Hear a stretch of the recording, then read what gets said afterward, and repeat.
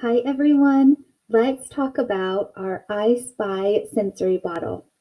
Okay, so as you can see, all of the items are on our communication board. So just to show you the items, the color, and the size difference, you can see a big shiny paper clip versus a small yellow paper clip. There is a big green pom-pom versus the medium yellow pom-pom and the small red pom-pom.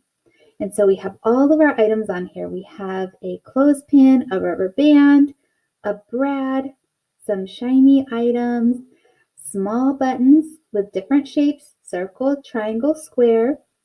We have a circle googly eye, a jingle bell that makes sound, and we have a small brown stick and some more buttons and a gem. And then you also have a jar with rice in it.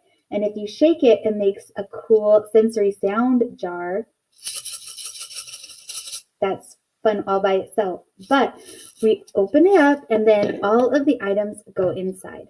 So we're going to put clothespin in, the paper clips in, the pom-poms 1, 2, 3 go in, the shiny sparkles go in, and then we're also going to put the stick in, and we're going to put the jingle bell, the googly eye, the gem, and the buttons,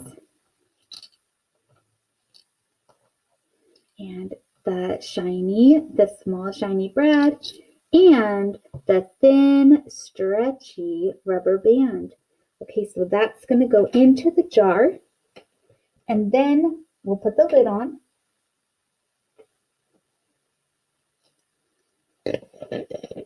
And you can give it a few shakes to mix everything up. So it might take a little while for all the items to spread out, but after you shake it for a few times, they'll start mixing up.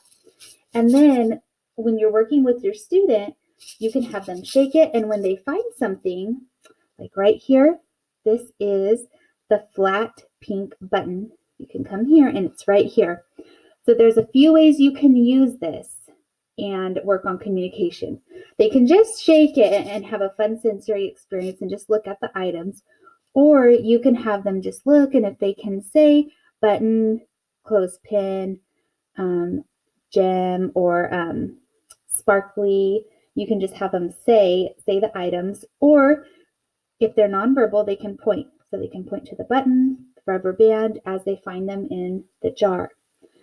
Okay, if you want to take it a step further and work on expanding utterances, instead of just pointing to button or rubber band, you can start having them use this carrier phrase or carrier sentence at the top.